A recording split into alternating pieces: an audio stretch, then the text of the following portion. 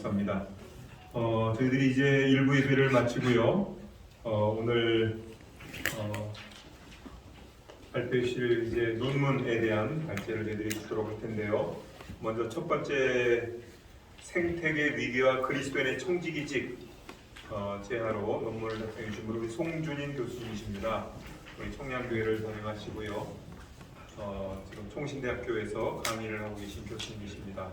그리고 이어서 두 번째 논문은 기후위기 시대 탄소 중립 실천을 위한 한국교회의 역할과 저력과 전망에 대한 연구, 우리 세 분의 연구자께서 함께 공동으로 집필을 해주셨는데, 오늘은 기독교 환경교육센터 산림 연구소장으로 계신 이인미 박사님께서 나오셔서 발표해 주시겠습니다. 우리 발표에 대해서는 방금 우리 사무총장님이 소개해 주신 대로 우리 논문을 제가 쭉 한번 저도 읽어보았습니다만 성서신학교 입장에서 그리고 그동안 연구되어진 여러 가지 또 실천되어진 내용들에 대한 충실하게 기록되었습니다. 오늘 발표에서는 이 내용을 다 소개는 못해 주시지만 여러분께서 꼭 한번 인터뷰하시면 도움이 될 것 같습니다. 먼저 우리 송준인 박사님, 교수님 나오셔서 첫 번째 발제해 주시겠습니다.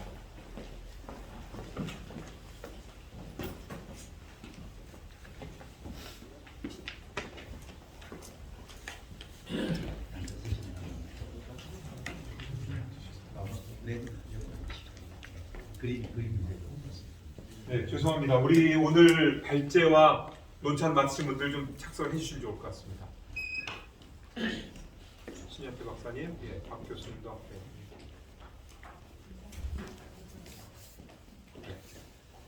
작성하시면.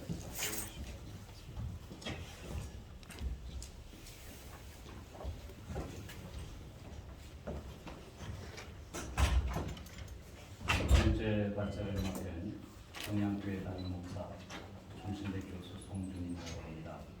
이런 뜻깊은 자리에 불러주셔서 감사합니다. 오늘 제 작은 논문이 또 기후 환경 위기를 맞이한 한국 사회와 또 한국 교회 그리고 또 탄소 중립 이 이슈를 가지고 각계각지에서 노력하는 모든 분들에게 다소나마 도움이 되기를 간절히 소망해 봅니다. 저는 20여 년 전에 사우스 아프리카 스텔렌보시 유니버시티에서 제가 생태신학을 전공했습니다. 생태정의라는 주제를 가지고 논문을 쓴 지가 25년 가까이 지금 흘러가고 있습니다. 과거에 공부하던 죄송합니다. 과거에 공부하던 그때의 상황과 지금 20여 년이 흐른 이후의 상황은 정말로 발목할 정도로 많은 차이가 있습니다. 그때에도 문제점을 가지고 공부를 시작했지만 지금은 더더욱 아주 핫한 이슈가 되었습니다. 더더욱이 코비드-19로 인해서 우리는 더 이상 환경 문제, 또 생태 문제에 그것을 도외시할 수 없다는 절박함에 지금 놓여 있습니다. 제게 주어진 시간이 20분이기 때문에 다 말씀을 못 드리고 제가 생태계 위기와 그리스도인의 청지기직이라는 제목으로 논문을 쓴 것은 첫째로 현상, 지금의 우리가 맞닥뜨리고 있는 상황이 어떤 상황인가 하는 것이고, 두 번째는 신앙, 그것을 성경적으로 어떻게 조망해야 될 것인가 하는 문제고, 세 번째는 실천, 우리는 기독교적으로 이 문제를 어떻게 해결해 나갈 것인가 라는 현상, 신학, 실천이라는 관점에서 제 작은 논문을 엮어보았습니다. 먼저 현상에 대해서 말씀을 드리겠습니다.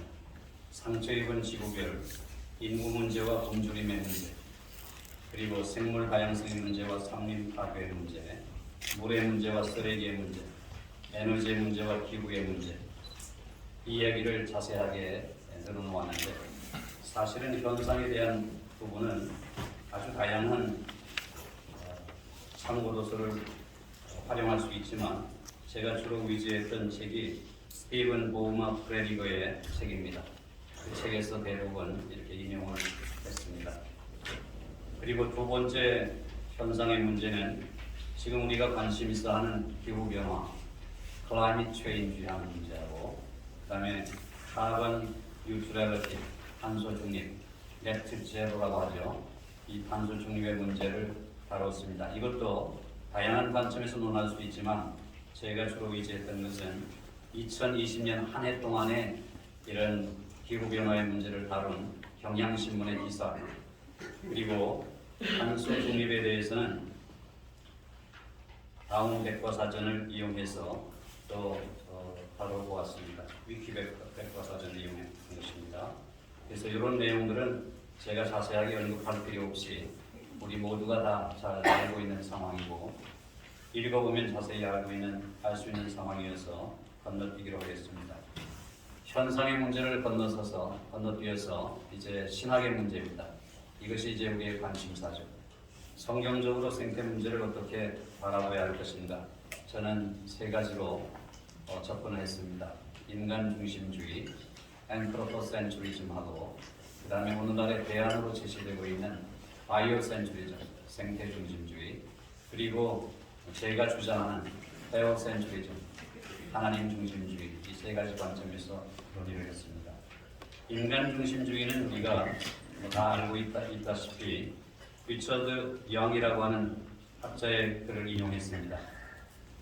18쪽을 펼쳐보시면 좋겠습니다.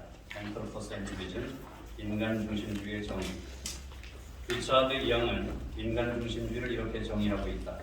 인간 중심주의는 인간을 중심에 두고 실제를 보는 방식이다. 우주 만물이 인간의 가치와 인간의 관심에 의해 판단된다. 그것은 인간을 가치와 의미와 윤리와 권리와 사회의 향방을 주관하는 최종적인 권위로 인식한다. 세속적인 형태의 인간 중심주의는 인간을 신격화한다. 그렇기 때문에 인간이 자연을 조작하거나 남용하는 것을 막을 만한 더 높은 권위가 없다. 모든 형태의 인간 중심주의가 다 똑같은 것은 아닙니다. 기독교 인간 중심주의도 있습니다. 기독교 인간 중심주의는 여전히 하나님을 우주의 주권자로 인정한다는 점에서 세속적인 그것과는 확연히 다릅니다. 그러나 그럼에도 불구하고 인간을 지배자로 우주의 중심에 둔다는 점에서 세속적인 것과 별 차이가 없다고 보여집니다. 그 두 가지는 모두 인간의 이기적인 오만의 요소를 내포하고 있다는 점에서 정죄받아야 마땅합니다. 더구나 기독교적인 인간 중심주의는 모든 피조물에 대한 하나님의 관심에 대한 보다 폭넓은 신학적 맥락을 인식하고 있지 못하고 있다는 데 문제가 있습니다. 따라서 인간 중심주의적인 경향을 가진 신학은 온전하지 못하다고 할 수 있을 것입니다. 인간 중심주의적인 상황과 기독교 항목에서는 린 화이트 주니어의 얘기를 제가 중간에서 언급하고 있습니다. 그 린 화이트 주니어는 생태신학을 공부하면은 필시적으로 거쳐야 될 그 글입니다. 밑에 각 주에 보시면 18번에 린 화이트 주니어 The Historical Roots of our Ecological Crisis, 프란시스 쉐퍼의 글인 Pollution and the Death of Man, 공해와 인간의 죽음이라고 하는 책에 나와 있는 글입니다. 아티클이죠. 그래서 생태학적 위기의 역사적 토리라는 글입니다. 이 글이 굉장히 유명한데요. 이 글에서 특별히 서구의 기독교에 생태 문제, 환경 위기의 원인이 있다고 지적하고 있습니다. 근데 저는 이 글에서 린 화이트의 견해를 반박하고 있습니다.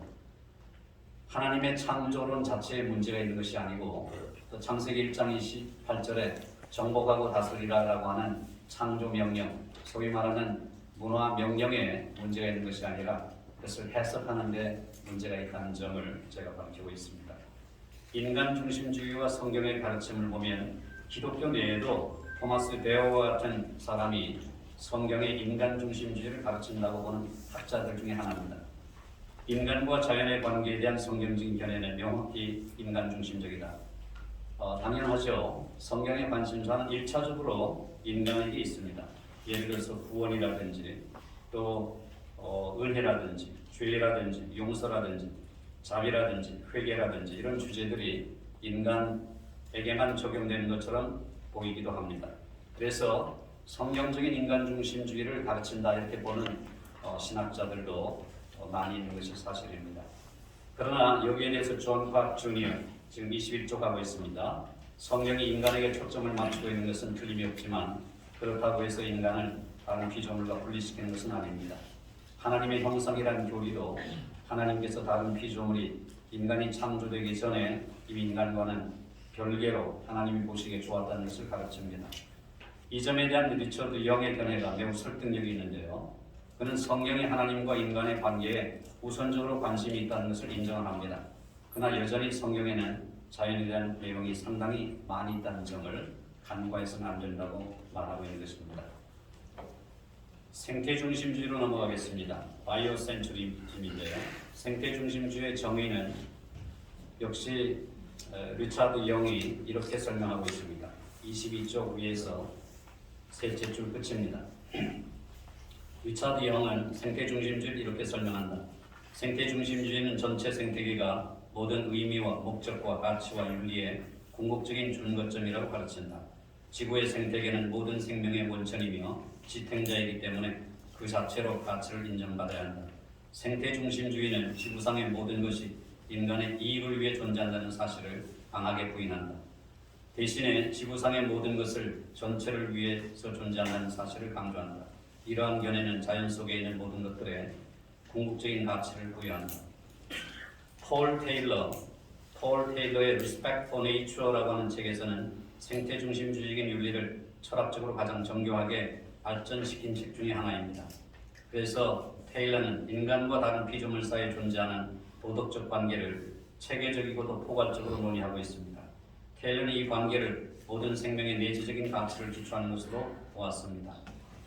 이제 그 생태중심적인 조망을 네 가지 중요한 신념에 에워싸고 있다고 주장하는데요. 그것은 각주 27권에 나와 있듯이 폴 테일러의 Respect for Nature, 자연에 대한 존중이라고 하는 책에 나와 있는 내용입니다. 첫째로 인간이 지구 공동체 일원이듯이 다른 피조물도 지구 공동체 일원이다. 둘째, 인간은 다른 피조물과 마찬가지로 상호 의존적인 체제 속에 살아가는 필수적인 요소이다. 셋째, 모든 유기체는 그 자체의 방식으로 그 자체의 선을 추구하는 독특한 개체라는 의미에서 목적론적인 생명의 중심이다. 넷째, 인간은 본질적으로 다른 피조물보다 우월하지 않다. 이런 식으로 주장을 하고 있습니다. 저는 생태중심주의가 이 환경 문제를 해결하는 신학적 조망 중에 하나임을 인정합니다. 그러나 생태중심주의가 갖고 있는 그런 과제들이 참 많습니다.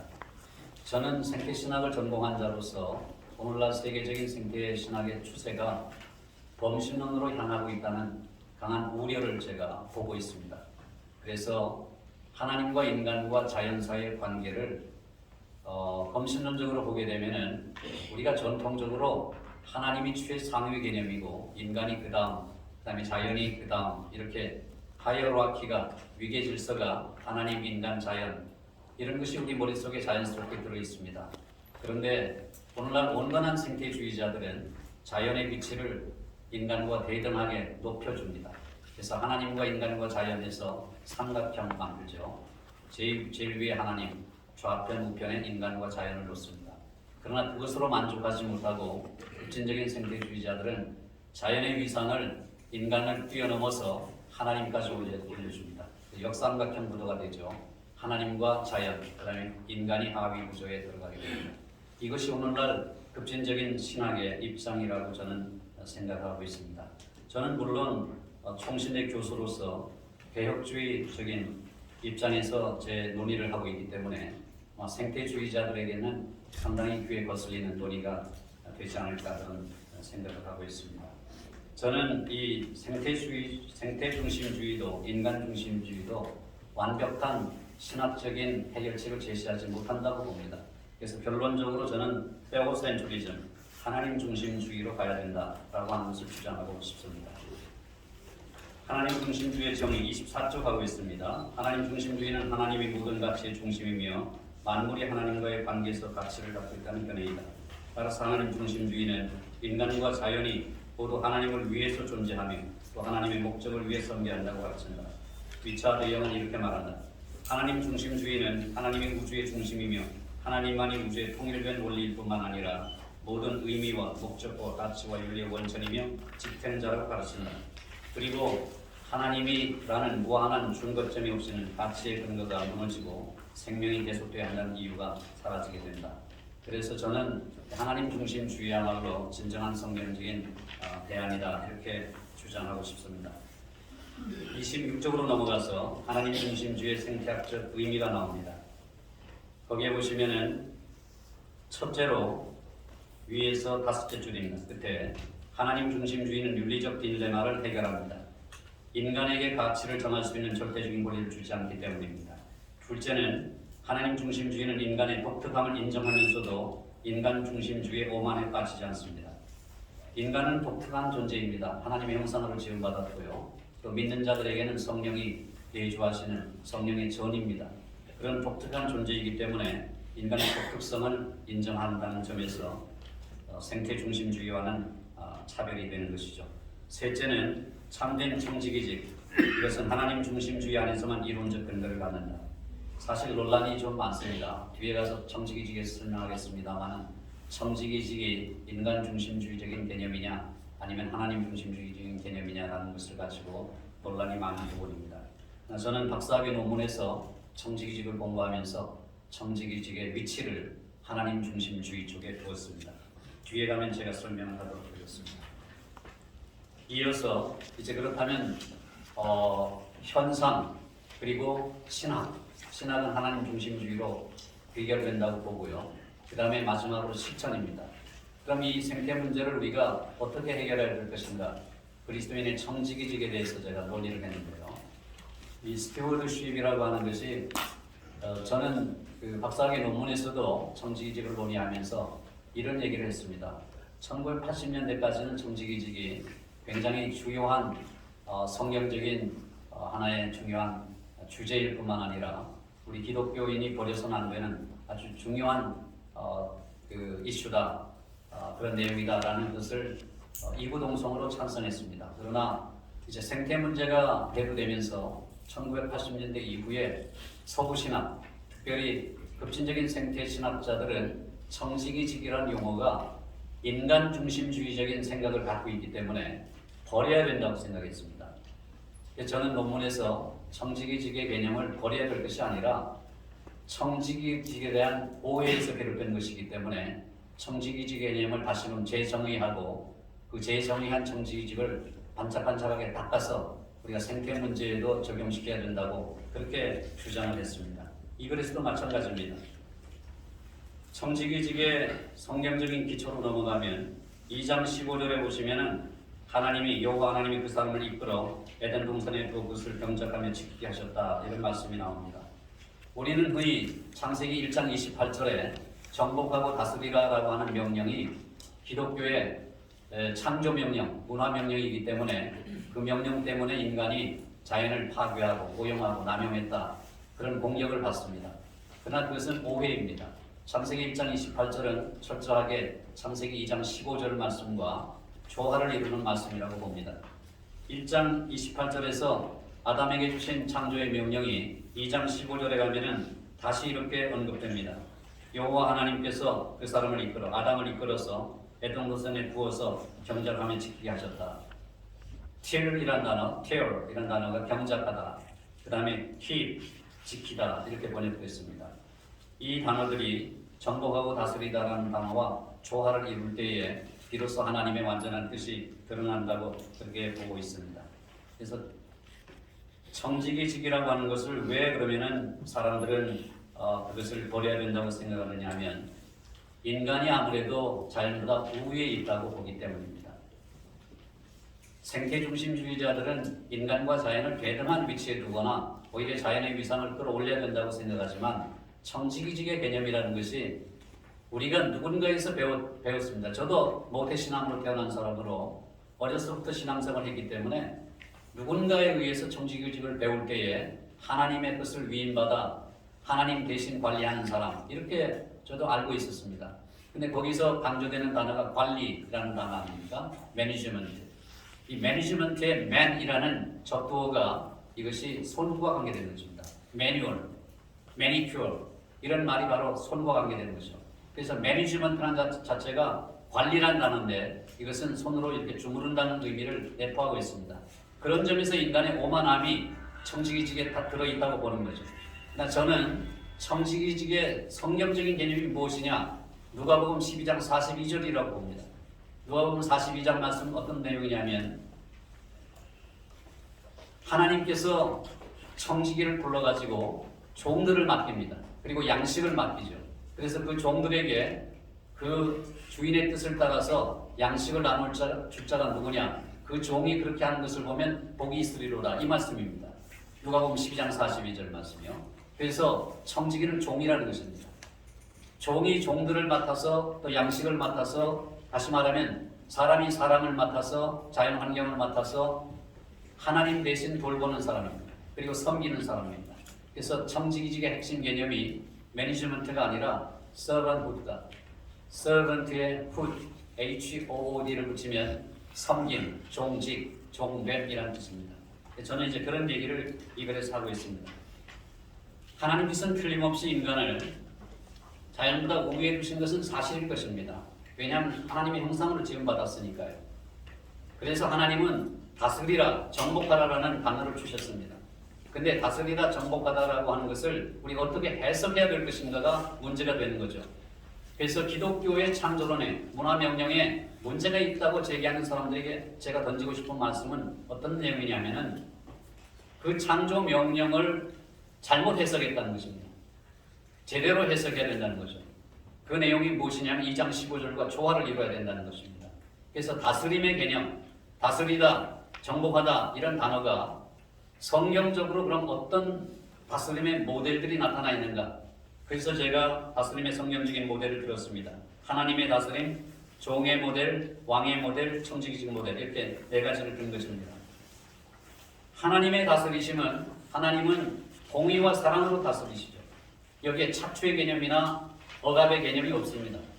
그리고 종의 모델은 예수님께서 섬기러 이 땅에 오셨습니다. 마태복음 20장 28절, 마가복음 10장 45절에 인자가 온 것은 섬김을 받으려 함이 아니라 도리어 섬기려 하고 많은 사람을 위하여 자기 목숨을 대속물로 주려 함이니라. 이 말씀입니다. 마태복음 20장 28절, 마가복음 10장 45절 동일한 말씀이죠. 거기에 보면은 예수님께서 섬기러 오셨다고 했습니다. 그리고 예수님이 제자들의 발을 씻겨주시면서 뭐라고 말씀하셨습니까? 너희도 가서 이와 같이 행하게 하려 하여 본을 보였다 이렇게 말씀하십니다. 예수님의 로드십, 주님 되심, 이것은 서번트 푸드로 표현되는 것입니다. 그러니까 우리가 천하 만물, 자연 만물을 다스릴 수 있는 권한은 이와 같은 섬김으로 표시되어야 된다는 것입니다. 왕의 모델은 마찬가지입니다. 성경의 선한 왕들, 하나님이 기뻐하시는 왕들은 고아와 과부와 나그네를 그 환난 중에서 돌보는 야고보서에 나와 있는 말씀처럼 그런 사람, 그런 선정을 베푸는 사람이 진짜 하나님이 기뻐하시는 왕입니다. 왕의 다스림도 폭군이 아닙니다. 그러니까 약한 것일수록 더 보살필 줄 아는 마음, 이것이 바로 왕의 모델입니다. 청지기직 모델은 제가 앞에서 말씀드린 대로 청지기직은 관리하는 자가 아니라 섬기는 자다, 이런 말씀을 제가 드리고 싶은 것입니다. 그래서 36쪽에 보시면 성경적인 청지기직의 핵심 개념이 나옵니다. 이제 맺겠습니다. 37쪽입니다. 코로나 바이러스가 온 세상을 뒤덮고 있습니다. 아시다시피 코로나 바이러스는 인수 공통 전염병입니다.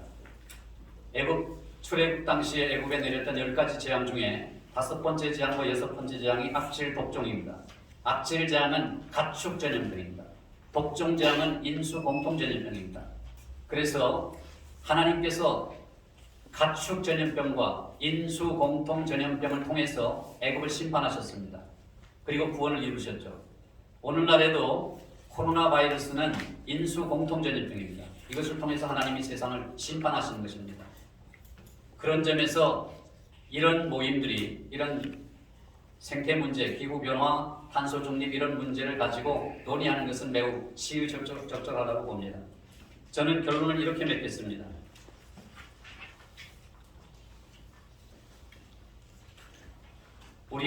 제가 이런 강의를 많이 하러 다닙니다. 이런 강의를 교회에도 저는 이제 청량교회를 다니면 했는데요. 청량교회는 합동측의 교회입니다. 박명수 총회장님이 여기 심호하셨던 교회입니다. 지금 소천하셨습니다만 그 교회를 담임하면서 20년 전에 이미 재직교회 환경절제부를 만들었습니다. 그리고 환경운동을 하고 있습니다. 우리 합동측에서는 아마 거의 그런 교회가 없다시피 할 것입니다.